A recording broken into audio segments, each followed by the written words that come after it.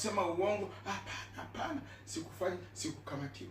Wale wenyewe wanaenda kufanya uzinzi na washarati, wanapokamatiwa wanasema hapana, siku. Hata kama umkamati wazi anakataa, hapana. Mwizi anaiba, maana mkamata anasema hapana. Na wengine walikuwa nawafunga, wanawatia kuku mshingo. Ndio tulikuwa tunaona mwele kambi kwenye tulikuwa, lakini kwa nakata sikuiba. Ulimi inaweza kutunga hila ya kuua mtu ama kuweza kumwondoa kwenye kazi yenye alikuwa anafanya, lakini mwenye alifanya ile hila atalipiwa. Mungu yeye analipa msema uongo kwa wakati wake.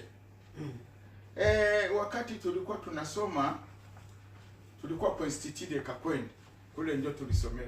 Sasa hapa kwenye tulisomea kulikuwa prefet moya ambaye alikuwa mtu mzuri, lakini wakamfanyia njama ya kutaka kumtosha kukazi ya uprefet. Wakafanya njama wamtoshe katika ile kazi yake yenye anatumika ya kuongoza masomo. Wakajifunza tutamweza namna gani tumkamatie mwanafunzi. Kulikuwa binti mmoja katumika, huyo binti sasa akajileta yenjo, akakuwa chambo, akasema kweli huyu prefet alinibebesha mimba, na ule binti hana mimba. Huyu prefet alinibebesha mimba. Basi kule kwetu zaidi maperiodi zile za huku nyuma hawakuwa nasema wafanye mateste hivi na hivi. Mwenye mimba alishasema bana nimebebesha mimba, kama alikuwa nakula ama alikuwa nasukuma tumbo, sasa ionekane iko na mimba, ale prefet toka. Prefet wakamtosha juu ilikuwa masomo ya misioneri. Prefet wakamtosha. Ule binti akatoka anafurahi, anashangilia kabisa, yule mkimbizi. Lakini kwenye alienda ile machozi ya ule bwana, Mungu aliona, hakuenda kuzala tena, na ile mimba yenyewe alisema kiko nayo hakuna. Siyuwe sasa kama angaliki, lakini hivi alienda kuzeheka bila kuzaa. Ndio ya kusema uongo. Uongo nayo ina mshahara wake, na mshahara wake ni hatari. Sisi ambao tulikuwa makambi, watu wengi walisema uongo kule na wanaishi na hiyo uongo, labda na watatoka mdunia wako na ile uongo. Kuna wenyewe walisema, anasema huyu ni kaka yangu, akisema ni dada, ni bwana yake ama ni bibi yake, watawaomba ile karatasi ya ndoa, watawaomba ile karatasi ya ndoa yenyewe nasema huyu ni bwana na huyu ni bibi. Usudi kurahisisha mambo iende vyepesi. Huyu ni kaka yangu, huyu ni dada yangu, juu ile hakuna makaratasi.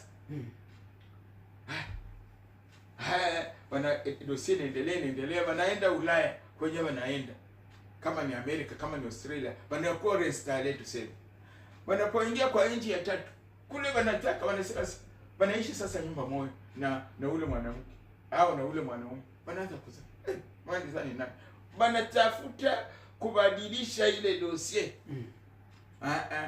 Mzungu anasema hivi, vile mlikuyaka na ndio vile biko vile mlikuyaka na ndio vile biko.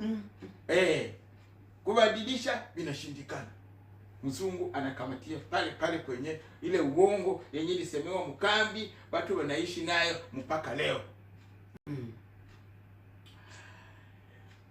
Tunaona watu wengi kabisa, usudi labda arahisishe mambo, anataka kukimbiza bibi yake.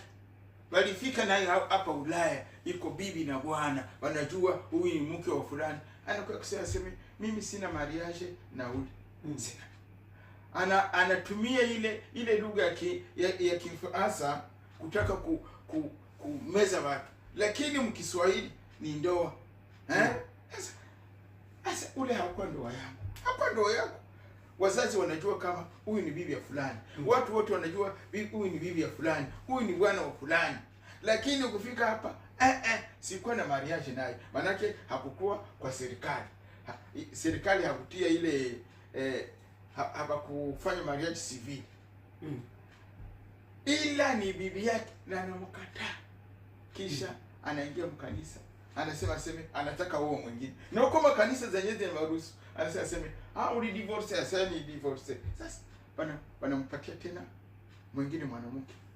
Ila Biblia inasema nini? Biblia inasema ule mtu ni lazima mwenye ataoa ule mwanamke mwenye aliachana na bwana yake, mwenye ataolewa wanazini. Mwenye aliachiwa anazini, mwenye aliacha anazini, akioa mwingine ama akiolewa na mwingine. Mungu yeye hatafuni maneno kama sisi wanadamu tunabadilisha. Mungu anaangalia maneno yake yote yenye alisema ili aitimize. Na Yesu akasema